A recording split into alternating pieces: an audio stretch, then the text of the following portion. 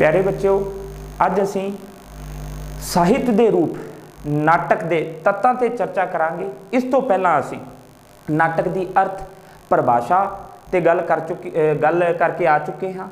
असी पहला जो तत्त है वो भी पढ़ के आ चुके हाँ, जिमें कथानक या असी जिसनों विषा वस्तु आखते हाँ ना, कथानक या प्लाट। अज असी जो नाटक का दूजा तत्त है इत्थों शुरू करते हाँ, भाव पात्र या जिसनों आखते हैं पात्र उसारी। ये नाटक का एक प्रमुख तत्त है जो नाटक की सिरजना विच अहम भूमिका अदा करता है। हुण पात्र प्यारे बच्चों, जो पात्र हुंदे हैं नाटक विच वो आम जीवन विचों ही लए गए होने चाहिए हैं। असी कह सकते हैं कि एक सफल जो नाटक है, एक चंगे नाटक विच 5 तो लैके 10 तक प्रमुख पात्र हुंदे हैं, जिस विच असी कह सकते हैं नायक नायिका, है ना, नायक नायिका।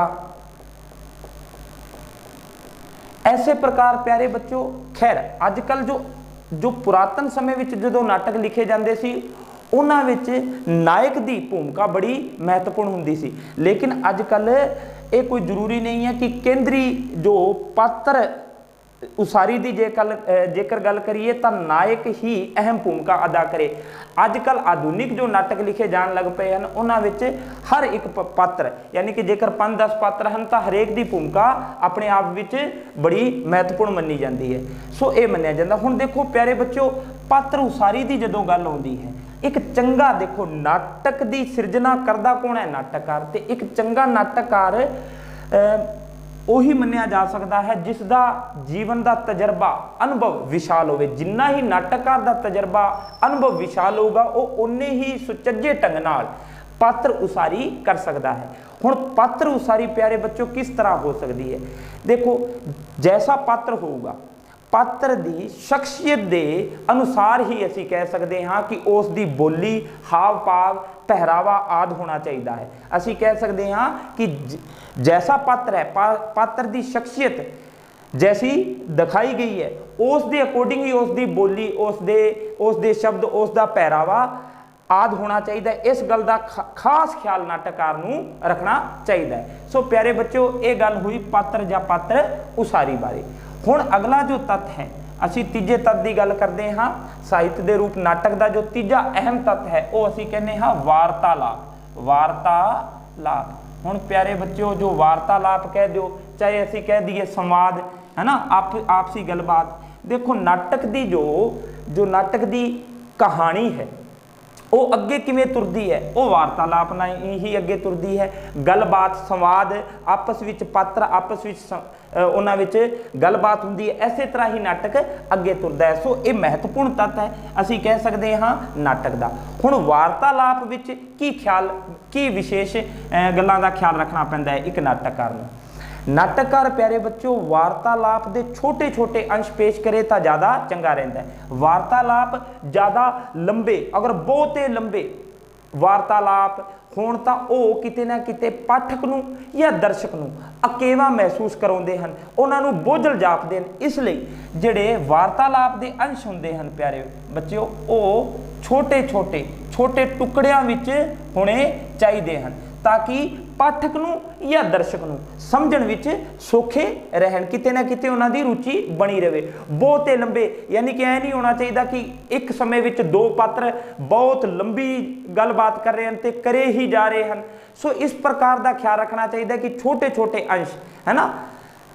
सो वार्तालाप महत्वपूर्ण है। हुण वार्तालाप भी प्यारे बच्चों, क्योंकि ये आपस विच अंतर संबंधित ही सारे तत्व होंदे हैं। हुण जैसा पात्र होगा उन्हां दी वार्तालाप भी उसे अनुसार होनी चाहिए है, ये असीं कह सकते हैं। जिवें मान लो प्यारे बच्चों पेंडू धरातल नाल संबंधित कोई पात्र है तो उसकी बोली भी उस प्रकार की पेंडू होनी चाहिए है। उसका वार्तालाप असीं ये कह सकते हाँ कि जिवें मान लो कोई अनपढ़ पात्र है या कोई पढ़िया लिखिया पात्र है तो उसकी बोली विच उसकी शख्सियत के अनुसार ही बोल वार्तालाप वैसी ही होनी चाहिए है। तो ये असीं कह सकते हैं। ये हुई प्यारे बच्चों वार्तालाप बारे संखेप विच असीं चर्चा प्यारे बच्चों कर रहे हैं इत्थे। हुण ऐसे प्रकार प्यारे बच्चों असीं अगे चलते हाँ। असीं महत्वपूर्ण जो तत्त एक होर लैने हाँ नाटक का, वो है प्यारे बच्चों वातावरण। वातावरण या असी कह दिंदे इसे नूं ही देश काल। देश काल या वातावरण एक होर लाजमी महत्वपूर्ण तत्त है नाटक का, क्योंकि नाटक का संबंध फिर असी बार बार वही चर्चा करते हैं कि इसका संबंध स्टेज नाल भी हुंदा है, ये दृश्य काव्य भी है ते किते ना किते श्रव काव्य भी है। पाठक पढ़ते हैं ते दर्शक इसनूं देख के सुअज माणदे हैं। सो देश काल ते वातावरण का इसलिए इस विच अहम रोल हुंदा है। किवें एक ही हुंदा है, देश काल का मतलब हो गया प्यारे बच्चों स्थान दे अनुकूल, स्थान दे अनुकूल या अनुसार ही चित्रण करना, चित्रण करना स्थान दे अनुकूल। देखो नाटक कदों लिखा गया, वो नाटक जे मान लो नाटक है कोई इतिहासिक घटना नाल संबंधित, तो उस विच जो वातावरण है, वातावरण भाव असीं कह दिए प्यारे बच्चों माहौल, जो उस नाटक विच माहौल चित्रिया जाना चाहिए वो भी इतिहासिक ही होना चाहिए है। असीं कह सकते हैं प्यारे बच्चों इतिहासिक है तो जिहड़े पात्रां दा पहरावा है वो भी बिल्कुल उस तरह का असीं टीवी विच प्यारे बच्चों उदाहरण राही असीं समझ सकते हैं। असीं पुरातन जिवें कोई नाटक वेखने हाँ है ना, तो उस विच जे कोई राजा महाराजियां दे समय का कोई नाटक सिरजिया गया है तो वो जो असीं कड़ी उन्हां दी वेखने तो उस विच असीं वेखने कि उस समय का पहरावा, उस समय की सभ्यता संस्कृति उसकी झलक ही नाटककार सानू दिखाउंदा है। सो वातावरण या देश काल का संबंध हुंदा है स्थान दे अकॉर्डिंग ही चित्रण करना। ठीक है, इस विच पात्रां दे पहरावा भी विशेष ध्यान रखना पैंदा है। जे अजकल का कोई वातावरण है तो अजकल दी उस विच जो माहौल है पेश किया जाना चाहिए है। पेंडू असीं कह सकते हैं कि मान लो कोई पेंडू जीवन नाल संबंधित घटनावां नाल संबंधित कोई नाटक रचिया गया तो माहौल भी पेंडू होना चाहिए, शहरी है तो शहरी माहौल होना चाहिए। माहौल देश काल वातावरण इक्को संदर्भ विच असीं लै सकते हाँ। ये कह सकते हैं प्यारे बच्चों, जिवें मान लो असीं इसनूं ऐ समझ सकते हैं भी मान लो कोई हीर रांझे का नाटक चित्रिया गया है तो उस विच हीर रांझा, क्योंकि ये पुरातन कथा नाल संबंधित ये नाटक है। सो हीर रांझे नूं जेकर अज दे अनुसार टाई बेल्ट या इस प्रकार का पहरावा पुआ के स्टेज ते जेकर इसनूं प्रदर्शित किया जाए तो यह बिल्कुल की हो जाऊगा वातावरण के अनुकूल, बिल्कुल वातावरण के उल्ट हो जाऊगा। सो जिस समय की गल की जा रही है उस समय का माहौल ही पेश किया जाना चाहिए।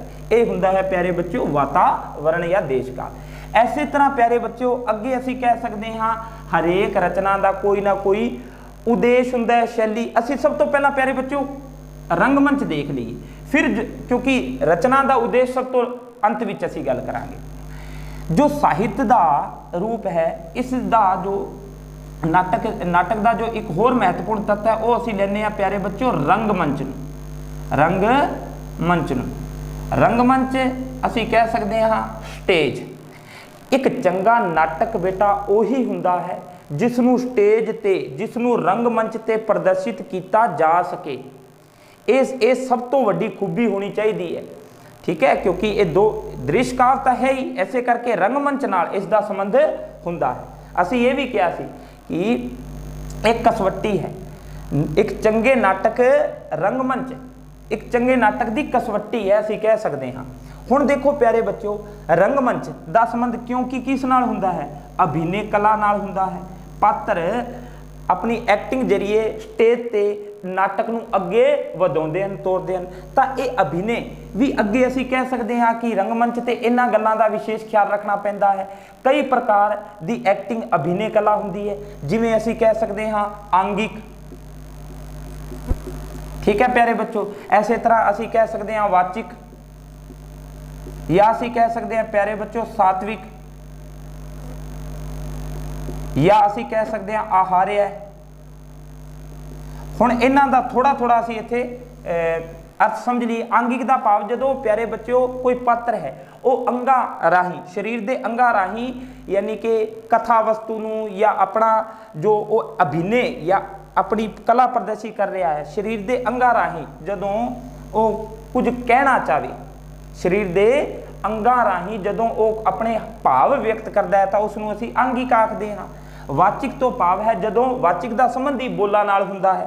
ऐसे तरह सात्विक का संबंध हुंदा है विशेषकर ਅਸੀਂ ਕਹਿ ਸਕਦੇ ਹਾਂ ਜਿਵੇਂ ਮੁੜਕਾ ਆਉਣਾ, ਕੰਬਣੀ ਛੁੱਟ ਪੈਣਾ ਜਾਂ ਹੰਝੂ ਕੇਰਨਾ, ਜਦੋਂ ਪਾਤਰ ਇਸ ਪ੍ਰਕਾਰ ਦੀ ਅਭਿਨੇ ਕਲਾ ਵਰਤਦੇ ਹਨ, ਯਾਨੀ ਕਿ ਉਹ ਕਿਤੇ ਨਾ ਕਿਤੇ ਆਪਣੇ ਭਾਵ ਵਿਅਕਤ ਕਰਦੇ ਹਨ ਹੰਝੂਆਂ ਦੁਆਰਾ, ਕੰਬਣੀ ਦੁਆਰਾ, ਉਹਨਾਂ ਨੂੰ ਡਰ ਲੱਗ ਰਿਹਾ, ਇਸ ਪ੍ਰਕਾਰ ਦਾ ਉਹਨਾਂ ਦੇ ਸਰੀਰ ਚਿਹਰੇ ਤੇ ਹਾਵ ਭਾਵ ਪ੍ਰਗਟ ਹੋਣੇ, ਉਸ ਨੂੰ ਅਸੀਂ ਸਾਤਵਿਕ ਨਾਲ ਸੰਬੰਧਿਤ ਸਾਤਵਿਕ ਨਾਲ ਜੋੜਦੇ ਹਾਂ। ਆਹਾਰਿਆ ਦਾ ਸੰਬੰਧ ਹੁੰਦਾ ਹੈ ਪਿਆਰੇ ਬੱਚਿਓ ਪਹਿਰਾਵੇ ਨਾਲ, ਹਾਰ ਸ਼ਿੰਗਾਰ ਨਾਲ, ठीक है, या साज सज्जा नाल, कि किस तरह जो पात्र हैं वो किस प्रकार का पहरावा, उन्होंने की सजावट, किस प्रकार के गहने पाए हुए हैं।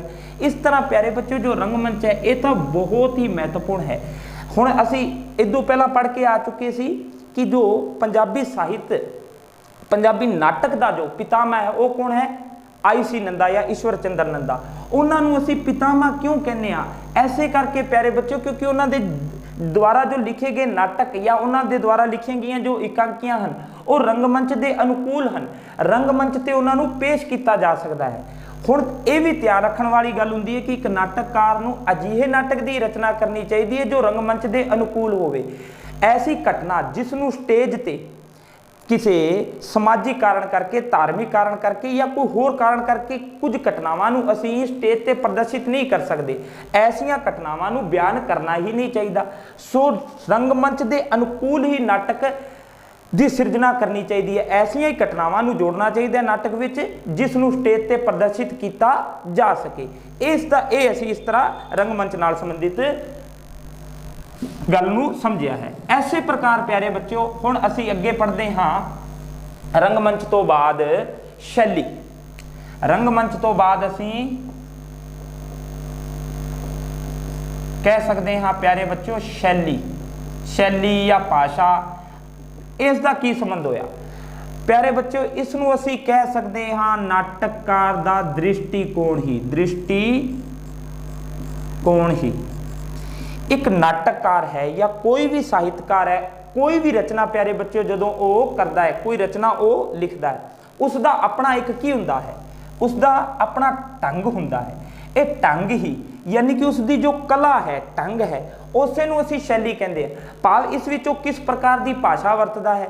हुण जदों भाषा का जिक्र होंदा तां असीं कह सकते हैं कि उसकी ज़्यादा यही उसका उद्देश रहिंदा है कि किते ना किते भाषा है जिहड़ी आम बोल चाल दे नेड़े होवे, है ना, सिद्धरी भाषा होवे। हाँ उस विच मुहावरेदार बोली, है ना, वाकांश कुछ इस प्रकार के वरते जाने चाहिए हैं जिहड़े आम लोगों के नेड़े आ, रोज़ वरतों विच जिहड़े वरते जाते हैं, इस प्रकार की वो भाषा की वरतों करता है। तो भाषा की वरतों करना, शैली, उसका ढंग, उसका अपना जीवन दृष्टिकोण ही, इसे नूं ही असीं शैली के अंतर्गत लै सकते हैं। इसनूं ऐ भी समझ सकते हो, मान लो प्यारे बच्चों कोई रचना होंदी है, उस रचना विच साहित्यकार की करता है, प्रश्नोत्तर शैली की वरतों करता है, संबोधनी शैली की वरतों करता है ना, घटना नूं अगे वधाउंदा है। इस तरह जिवें नाटक की गल है, हालांकि नाटक विच क्योंकि पात्र ही सब कुछ बयानते हैं, वो अपने कार व्यवहार राही ही नाले तो घटना नूं अगे तोरदे हैं, नाले अपने आप बारे भी वो दसदे रहिंदे हैं, उन्हां दे व्यवहार का पता लगता रहिंदा है। ठीक है, दूजे रूप से कई बार नाटककार खुद उन्हां दे संबंध विच टिप्पणी करता है। सो वो टिप्पणी करना जो खुद नाटककार टिप्पणी करता है तो वह संबोधनी शैली वरतदा है। इस तरह यानी कि शैली तो भाव ये हो गया कि नाटककार किस तरह नाटक विच उसने नाटक दीयां घटनावां नूं किवें वो संगठित करके पेश करता है। संबोधनी शैली की वरतों कर सकता, वो प्रश्नोत्तर शैली की वरतों कर सकता है, यानी कि उसका नाटक लिखण का ढंग ही की हुंदा है, शैली हुंदा है। तो हुण प्यारे बच्चों इस तरह असी अंतिम जो तत्त मनते हाँ नाटक का या साहित्य का, हरेक साहित्य का यह तत्त जरूरी है, लाजमी है। किहड़ा उद्देश, उद्देश हर रचना का कोई ना कोई उद्देश हुंदा है। हुण आलोचक जो ये मनते हैं कि साहित्य कई ये कहते हैं कि जो साहित्य की कला है, कला कला लई है। कई आलोचक ये कहते हैं कि कला का संबंध सुहज माणन नाल ही हुंदा है, कला कला लई है। कई आलोचक ये कहते हैं कि कला कला लई नहीं, कला तो समाज लई है। सो जदों असी गल करते हैं कला का संबंध किस नाल है, समाज नाल है। समाज नूं सेध देना ही यही की हुंदा है, किसी नाटक का उद्देश हुंदा है, कोई ना कोई सेध देना, कोई ना कोई अपना उसका, जिवें असी कह सकते हैं कि नाटककार जो हुंदा है वो अपने नाटक द्वारा समाज विच चंगे माड़े का अंतर करना लोगों को दसना चाहता है। ਉਹ ਨੈਤਿਕ ਜਾਂ ਅਸੀਂ ਕਹਿ ਸਕਦੇ ਹਾਂ ਸੱਭਿਆਚਾਰਕ ਕਦਰਾਂ ਕੀਮਤਾਂ ਬਾਰੇ ਲੋਕਾਂ ਨੂੰ ਦੱਸਣਾ ਚਾਹੁੰਦਾ ਹੈ। ਸੋ ਜਾਂ ਅਸੀਂ ਕਹਿ ਸਕਦੇ ਹਾਂ ਸਮਾਜ ਵਿੱਚ ਜੋ ਬੁਰਾਈਆਂ ਉਹਨਾਂ ਤੇ ਵਿਅੰਗ ਕੱਸਿਆ ਜਾਂਦਾ ਹੈ। ਸੋ ਨਾਟਕ ਦੇ ਕਈ ਉਦੇਸ਼ ਹੋ ਸਕਦੇ ਹਨ। ਅਸੀਂ ਇਹ ਕਹਿ ਸਕਦੇ ਕਿ ਸਮਾਜ ਨੂੰ ਸੇਧ ਦੇਣਾ ਹੀ ਕੀ ਹੈ ਨਾਟਕਕਾਰ ਦਾ ਉਦੇਸ਼ ਹੁੰਦਾ ਹੈ। ਉਹ ਕਈ ਉਦੇਸ਼ ਹੋ ਸਕਦੇ ਹਨ, ਸਮਾਜਿਕ, ਸੱਭਿਆਚਾਰ, ਨੈਤਿਕ, ਹੈ ਨਾ, ਧਾਰਮਿਕ, ਇਸ ਤਰ੍ਹਾਂ। ਸੋ ਪਿਆਰੇ ਬੱਚਿਓ, ਇਹ ਹਨ ਨਾਟਕ ਦੇ ਪ੍ਰਮੁੱਖ ਤੱਤ। ਪਰਿਭਾਸ਼ਾ ਤੇ ਅਸੀਂ ਪਿਛਲੀ ਵੀਡੀਓ 'ਚ ਗੱਲ ਕਰ ਚੁੱਕੇ ਸੀ। ਪਹਿਲਾ ਜੋ ਤੱਤ ਅਸੀਂ ਪੜ੍ਹਿਆ ਸੀ ਪਲਾਟ, ਕਥਾਨਕ ਜਾਂ ਗੋਂਦ। ਉਸ ਤੋਂ ਬਾਅਦ ਕ੍ਰਮ ਨਾਲ ਅਸੀਂ ਅੱਜ ਪਾਤਰ ਜਾਂ ਪਾਤਰ ਉਸਾਰੀ, ਵਾਰਤਾਲਾਪ, ਵਾਤਾਵਰਣ, ਅਸੀਂ ਕਹਿ ਸਕਦੇ ਹਾਂ ਰੰਗਮੰਚ, ਸ਼ੈਲੀ, ਉਦੇਸ਼, ਇਹਨਾਂ ਬਾਰੇ ਪੜ੍ਹਿਆ ਹੈ। ਮਿਲਦੇ ਹਾਂ ਪਿਆਰੇ ਬੱਚਿਓ ਅਗਲੇ ਵੀਡੀਓ 'ਚ। ਧੰਨਵਾਦ।